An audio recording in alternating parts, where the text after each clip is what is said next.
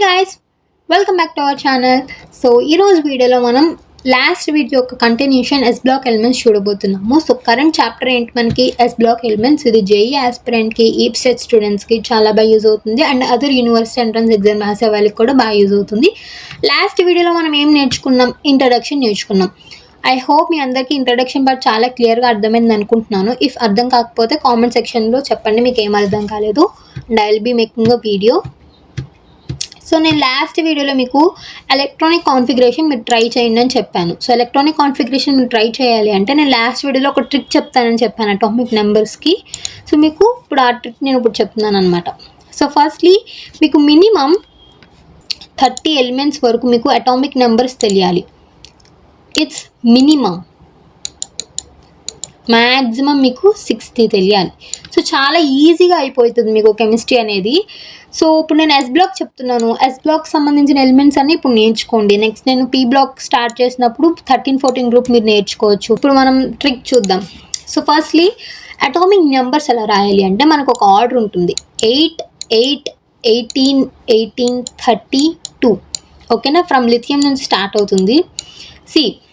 నేను ఎలిమెంట్స్ రాస్తున్నా. Lithium, sodium, potassium, rubidium, caesium, right? So lithium ఒక అటామిక్ నెంబర్ మన అందరికీ తెలుసు 3. సో ఓకేనా 3. సో ఈ atomics number 1 to 10 atomic numbers తెలియడానికి మనకి ట్రిక్ ఏమి ఉండదు, మీరు జస్ట్ బై హార్ట్ చేయాల్సింది అది. సో దట్ నేను అందుకే చెప్తున్నాను అటామిక్ నెంబర్స్ 30 వరకు మినిమం నేర్చుకోండి అని. ఓకేనా? సో ఫస్ట్ లిథియం వచ్చేసి మనకి 3 అటామిక్ నెంబర్. ఓకేనా? సో ఇప్పుడు సోడియం తెలియదు అనుకోండి, 3 తెలుసు కదా, 3కి 8 యాడ్ చేయండి. ఫస్ట్ నెంబర్ ఏంటి? 8 కదా, 11. నెక్స్ట్ ఇది అయిపోయింది. నెక్స్ట్ కూడా మళ్ళీ 8 యాడ్ చేయాలి. 8 యాడ్ చేస్తే ఎంత వస్తుంది? 19. ఓకే, ఇది కూడా అయిపోయింది. నెక్స్ట్ ఏం యాడ్ చేయాలి? 18 యాడ్ చేస్తే మనకి రుబీడియం ఒక అటామిక్ నెంబర్ వచ్చేస్తుంది 37. 18 కూడా అయిపోయింది. మళ్ళీ ఇంకోసారి 18 యాడ్ చేస్తే మనకి సీజియం ఒక అటామిక్ నెంబర్ వచ్చేస్తుంది. So that is 55. ఓకేనా? అలాగే మీకు ఫ్రాన్షియం కావాలి అనుకుంటే 32 యాడ్ చేయాలి. ప్లస్ 32 యాడ్ చేస్తే మనకి 87 ఫ్రాన్షియం ఒక అటామిక్ నెంబర్. సో ఇలాగా మనం ఈ సిరీస్లో 8, 8, 18, 18, 32 అని యాడ్ చేసుకుంటూ వెళ్తే మనకి దాని యొక్క కింద ఎలిమెంట్ ఒక అటామిక్ నెంబర్ అనేది వస్తుంది. ఓకేనా? సో మీరు better to learn noble gas atomic number కూడా మీరు తెలుసుకుంటే it will be so much helpful to you. Order ఏంటి? 8, 8, 18, 18, 32. సో ఈ ఆర్డర్లో మనం యాడ్ చేసుకుంటూ వెళ్తే అప్పుడు మనకి ఒక కింద ఉన్న యొక్క ఎలిమెంట్ అటామిక్ నెంబర్ అనేది వస్తుంది. నెక్స్ట్ మనం ఎలక్ట్రానిక్ కాన్ఫిగరేషన్ ఇంకో వేలో కూడా రిప్రజెంట్ చేస్తాం. సో ఫస్ట్ మనం ఎలా రాస్తాం? లిథియం తీసుకున్నాం అనుకోండి, ఫస్ట్ 1s ఆర్బిటాల్లో 2 ఎలక్ట్రాన్స్ ఫిల్ అవుతాయి. దీని అటామిక్ నెంబర్ వచ్చేసి 3 కదా. సో 1s2, 2s1 ఇలా ఒక రిప్రజెంటేషన్ అనమాట. నెక్స్ట్ లిథియంకి మనకి నోబెల్ గ్యాస్ కాన్ఫిగరేషన్ని కూడా కన్సిడరేషన్లోకి తీసుకుని రాస్తాం. లిథియంకి దగ్గరలో ఉన్న నోబెల్ గ్యాస్ కాన్ఫిగరేషన్ ఏంటి? హీలియం. సో అసలు నోబెల్ గ్యాసెస్ అంటే 18th గ్రూప్ని నోబెల్ గ్యాసెస్ అంటాము. సో అసలు వీటిని నోబెల్ గ్యాసెస్ అని ఎందుకు అంటామంటే అవన్నీ మనం గ్రూప్ 18లో తెలుసుకుంటాం అనమాట, అసలు ఎందుకు వీటిని నోబెల్ గ్యాస్ అంటాము అని. లిథియంకి దగ్గరలో ఉన్న నోబెల్ గ్యాస్ ఏమో హీలియం. సో దీని అటామిక్ నెంబర్ 3, దీని అటామిక్ నెంబర్ 2. సో సింపుల్గా మనం 2 అని రాసేసి 2s1 అని రాసుకుంటాం అంతే. ఎందుకంటే helium 2, 2s1, 2 + 1 3. Lithium electronic configuration కదా అది. అలాగే సోడియం అనుకోండి, సోడియంకి దగ్గరలో ఉన్న నోబెల్ గ్యాస్ నియాన్. నియాన్ ఎంత? Atomic number 10. సో నియాన్ అని రాసేసి 3s1. సో అందుకే చూడండి దీని యొక్క జనరల్ ఎలక్ట్రానిక్ కాన్ఫిగరేషన్ ns1 అని అంటాం. సో కిందకి వెళ్ళే కొద్దీ n వాల్యూ ఇంక్రీజ్ అవుతుంది. లిథియంకి 2 ఉంటే సోడియంకి 3 ఉంటుంది, పొటాషియంకి 4 ఉంటుంది, రుబీడియంకి 5 ఉంటుంది, సీజియంకి 6 ఉంటుంది, ఫ్రాన్షియంకి 7 ఉంటుంది. And this represents your period కూడా. ఇది పీరియడ్ 1, పీరియడ్ 2, పీరియడ్ 3. సో మీ పీరియడ్ యొక్క నెంబరే n వాల్యూ అవుతుంది. అది ఏ పీరియడ్లో ఉందో మీరు n వాల్యూ బట్టి కూడా చెప్పచ్చు. ఓకేనా? సో దిస్ ఈజ్ వాట్ నేను లాస్ట్ క్లాస్లో చెప్తానన్నది. సో మీరు 2A గ్రూప్ ఎలిమెంట్స్ని ఇలా ట్రై చేసుకోండి. Next So coming to today's topic, today we are going to learn about trends. So first is వచ్చేసి atomic radius. So increase in atomic number, the atom becomes larger. So ఎప్పుడైతే atomic number అనేది పెరుగుద్దో so అప్పుడు atom size అనేది కూడా పెరుగుద్ది. So atomic సైజ్ని మనం చాలా different వేస్లో చెప్తాము. షెల్స్ ఇంక్రీజ్ అయినా సరే మనకి అటామిక్ రేడియస్ అనేది పెరుగుద్ది. లైక్ ఎలాగా, లిథియం ఫర్ ఎగ్జాంపుల్ చెప్తున్నాను నేను. సో మనకి లిథియంకి 2 షెల్స్ ఉన్నాయనుకోండి.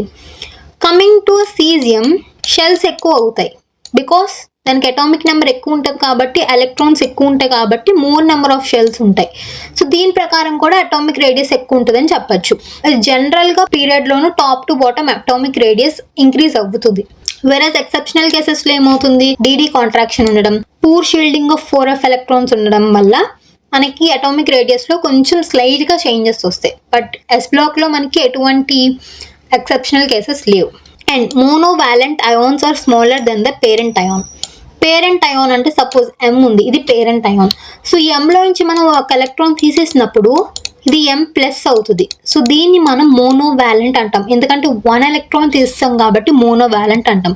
సో నాట్ ఓన్లీ మోనోవాలెంట్ కన్నా తక్కువ అటామిక్ సైజ్తో ఏముంటుందంటే divalent ion when you are removing 2 electrons. So okay, ఇది మనం పీరియాడిక్ ప్రాపర్టీస్లో కూడా చూస్తాము. సో ప్రెసెంట్ గుర్తుపెట్టుకోండి, NCERTలో ఉన్న పాయింట్ ఇది. సో ఇది పేరెంట్ ఆటమ్ అండ్ ఇది మోనోవాలెంట్ ఆటమ్. పేరెంట్ ఆటమ్కే సైజ్ ఎక్కువ ఉంటుంది. ఓకేనా, రిమెంబర్ దిస్. నెక్స్ట్ సేమ్ అంతే, top to bottom atomic radius increases due to increase in atomic number and increase in valence shells. Next ionization enthalpy. So ఇక్కడ మీకు నేను with వాల్యూస్తో సహా ఇచ్చాను. ఓకేనా, మీరు చూసుకోవచ్చు. టాప్ టు బాటమ్ ఇంక్రీజ్ అవుతూ వస్తుంది. నెక్స్ట్ అయనైజేషన్ ఎంథాల్పీలో కూడా నేను వాల్యూస్ ఇచ్చాను. సారీ, ఇది పొటాషియం. అయనైజేషన్ ఎంథాల్పీ అనేది ఆల్కలీ మెటల్స్లో జనరల్గా లో ఉంటుంది. సో దీని గురించి చాలా మాట్లాడుకోవాలి మనం. సో అయనైజేషన్ ఎంథాల్పీ అనేది లిథియం టు సీజియం తగ్గుద్ది. Decrease down the group lithium to సీజియంకి వచ్చేసరికల్లా మనకి అయనైజేషన్ ఎంథాల్పీ అనేది డిక్రీజ్ అవుతుంది. న్యూక్లియస్ చుట్టూ మనకి ఎలక్ట్రాన్స్ అనేవి ఉంటాయి. సో ఏదైతే న్యూక్లియస్కి దగ్గరగా ఉంటుందో అది బాగా బాండెడ్ ఉంటుంది కదా, అట్రాక్షన్ అనేది చాలా ఎక్కువ ఉంటుంది. న్యూక్లియస్కి దగ్గరగా ఉండేదానికి అట్రాక్షన్ చాలా ఎక్కువ ఉంటుంది. సో మనం ఎలక్ట్రాన్ రిమూవ్ చేయడానికి మోర్ ఎనర్జీ కావాలి. సో దాన్నే మనం అయనైజేషన్ ఎనర్జీ అంటాం. ఒక న్యూట్రలీ గ్యాసియస్ యాటంలో ఒక ఎలక్ట్రాన్ రిమూవ్ చేయడానికి కావాల్సిన ఎనర్జీ అయనైజేషన్ ఎనర్జీ. ఇంకా ఈజీగా చెప్పాలి అంటే టేక్ 5 మ్యాగ్నెట్స్ గైస్, రైట్? ఇది first magnet, second magnet, third magnet, fourth magnet, fifth magnet. So magnet 1కి 2కి ఎక్కువ అట్రాక్షన్ ఉంటుంది, అదే 1కి 5కి ఉంటుందా? ఉండదు. సో ఇది ఈజీగా రిమూవ్ అయిపోతుంది. సేమ్ హియర్ అనమాట. ఎలక్ట్రాన్కి న్యూక్లియస్కి దగ్గరగా ఉన్న దానికి అట్రాక్షన్ చాలా ఎక్కువ ఉంటుంది, దాన్ని రిమూవ్ చేయడానికి మనకి చాలా ఎనర్జీ కావాలి.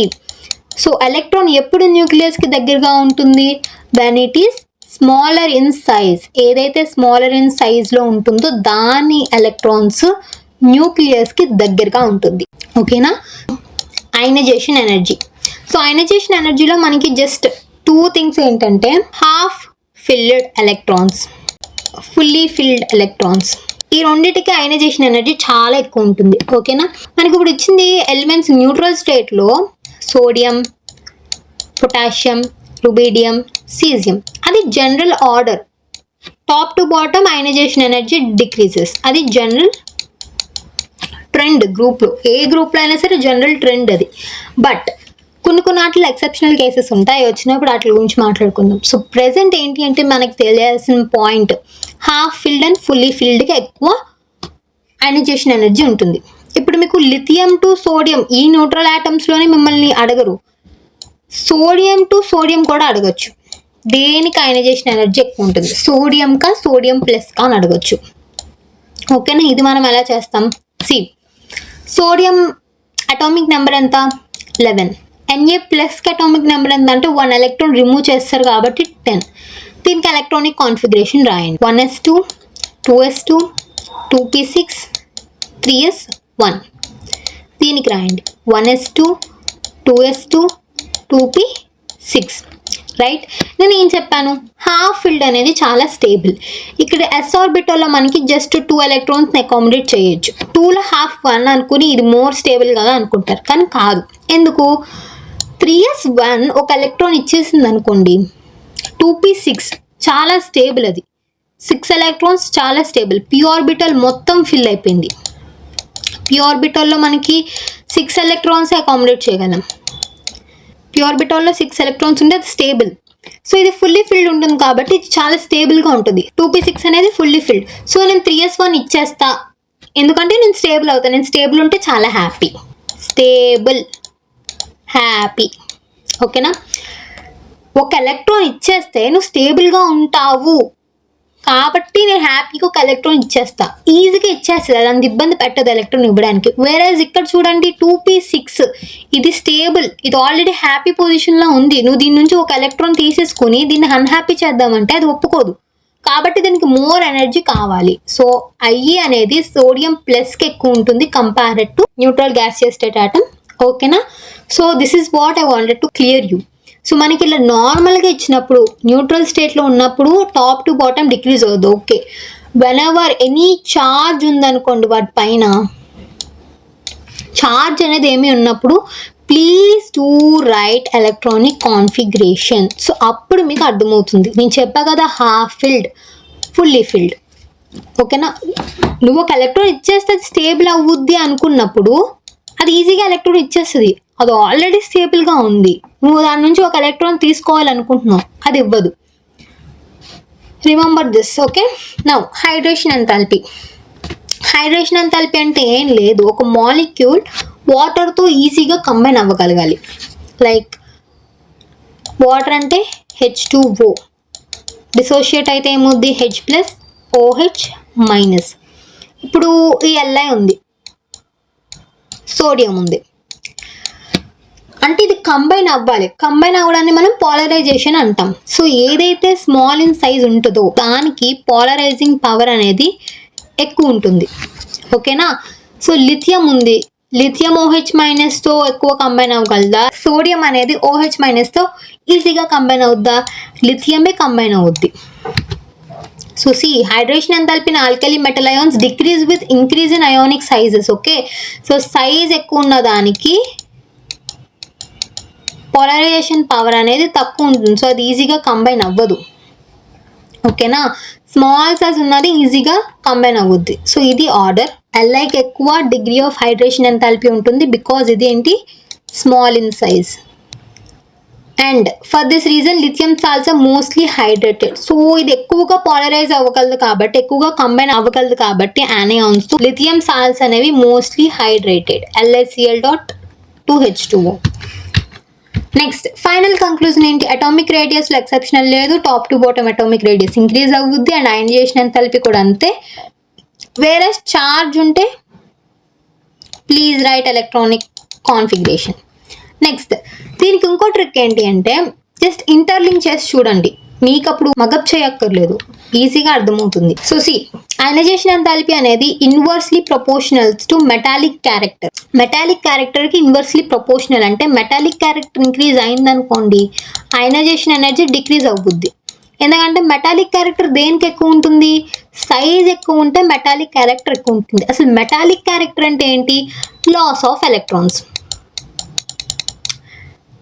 ప్రతిదీ ఎలక్ట్రాన్స్ లాస్ అవుద్ది, ఈజీగా ఏదైతే లాస్ అవుతుందో దానికి మెటాలిక్ క్యారెక్టర్ ఎక్కువ ఉంటుంది. ఈజీగా మెటాలిక్ క్యారెక్టర్ దేనికి ఎక్కువ ఉంటుంది, ఈజీగా ఏది ఎలక్ట్రాన్స్ లాస్ అవుతుంది, ఏదైతే న్యూక్లియస్కి దూరంగా ఉందో అది ఈజీగా లాస్ అవుతుంది. దూరంగా ఉన్న ఆటమ్స్ ఏంటి, ఏదైతే సైజ్ ఎక్కువ ఉంటాయో మనం దాన్ని ఈజీగా చెప్పచ్చు కదా, సైజ్ దేనికైతే ఎక్కువ ఉంటుందో దానికి మోర్ నెంబర్ ఆఫ్ షెల్స్ ఉంటాయి, ఎలక్ట్రాన్ అనేది ఈజీగా రిమూవ్ చేయొచ్చు. సో ఇలా కూడా గుర్తుపెట్టుకోవచ్చు. ఏదైనా సరే ఒకే కాన్సెప్ట్ మెటాలిక్ క్యారెక్టర్కి లింక్ చేసామన్నమాట. అయనైజేషన్ ఎంథాల్పీ అనేది మెటాలిక్ క్యారెక్టర్కి ఇన్వర్స్లీ ప్రపోర్షనల్, ఓకేనా. If this increases this decreases. Metallic character is directly proportional to atomic radius. If atomic radius increases, metallic character also increases. Next, hydration enthalpy చూసింది, same order ప్రతి దానికి, ఓకేనా. But ionisation ఎంథాల్పీలోనే మీరు చూసుకోవాలి, charges ఇచ్చినప్పుడు మీరు చూసుకోవాలి. నెక్స్ట్ ఫిజికల్ ప్రాపర్టీస్ ఏముండవు, ఇవి సిల్వరీ వైట్లో ఉంటాయి, సాఫ్ట్ లైట్ మెటల్స్. ఇక్కడ ఒక ఎక్సెప్షనల్ కేస్ వస్తుంది చూడండి, density is equals to mass by volume కదా. సో దేనికైతే మాస్ ఎక్కువ ఉంటుందో డెన్సిటీ దానికి ఎక్కువ ఉంటుంది, దేనికైతే వాల్యూమ్ తక్కువ ఉంటుందో అప్పుడు దానికి డెన్సిటీ అనేది ఎక్కువ ఉంటుంది, రైట్. ఇక్కడ చూసుకుంటే మనకి మాస్ ఆబ్వియస్లీ సీజియంకి ఎక్కువ ఉంటుంది, డెన్సిటీ కూడా సీజియంకే ఉండాలి.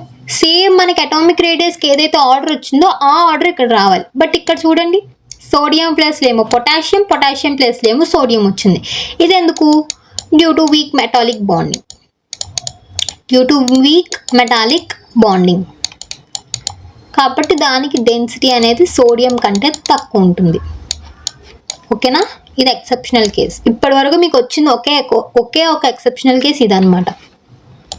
Next, so alkali metals are soft, having low melting point and boiling point due to weak metallic bonding. ఓకేనా, ఆ రీజన్ వల్లే మనకి ఇక్కడ పొటాషియం అనేది లిథియం తర్వాత వచ్చింది. ప్రతి ఆల్కలీ మెటల్స్కి ఏంటి కామన్గా? Low melting and boiling point. ఎందుకు reason? Weak metallic bonding. Next, alkali metals have characteristics of colour to the flame. ఇవి ఫ్లేమ్ టెస్ట్ ఇస్తాయి. ఇది నేను మొత్తం లెసన్ అంతా అయిపోయాక లాస్ట్లో ఫ్లేమ్ టెస్ట్ మీద ఒక వీడియో చేస్తాను. మనకి ఇది ప్రాక్టికల్ ఆర్గానిక్ కెమిస్ట్రీలో వస్తుంది, మనం ఇక్కడ నేర్చుకున్నాము సో దట్ మనకు అక్కడ బర్డెన్ అవ్వకుండా ఉంటుంది. జస్ట్ లిథియం ఒక కలర్ ఏంటి ఫ్లేమ్తో రియాక్ట్ అయినప్పుడు అది మటుకి చూద్దాం. క్రిమ్సన్ రెడ్, సోడియం ఏమో గోల్డెన్ ఎల్లో, పొటాషియం ఏమో పేల్ ఎల్లో, రుబీడియం ఏమో రెడిష్ వైలెట్, సీజియం ఏమో sky blue.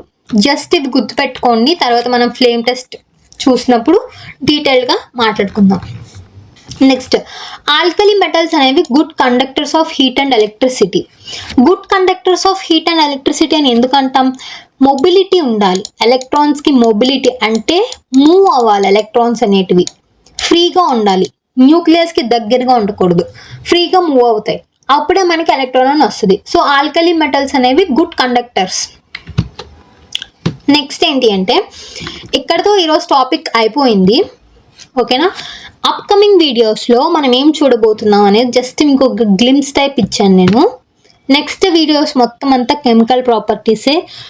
The most important S బ్లాక్లో ఏంటి అంటే ఇదే, అండ్ కొంచెం కష్టపడాల్సి ఉంటుంది బికాస్ చాలా గుర్తుపెట్టుకోవాలి అండ్ చాలా రియాక్షన్స్ ఉంటాయి. సో క్లీన్గా నీట్గా ఇప్పుడు ఇక్కడ వరకు మొత్తం మీరు ఒకసారి ఎన్సీఆర్టీ కూడా చదువుకోండి. నేను ఎన్సీఆర్టీలో నుంచి అన్నీ ప్రిపేర్ చేశాను. రేపటి నుంచి కెమికల్ ప్రాపర్టీస్ స్టార్ట్ అవుతుంది. సో అసలు టాపిక్స్ ఏంటి చూడండి. So reactivity towards air, water, dihydrogen, towards halogen, reducing nature, solutions in liquid ammonia.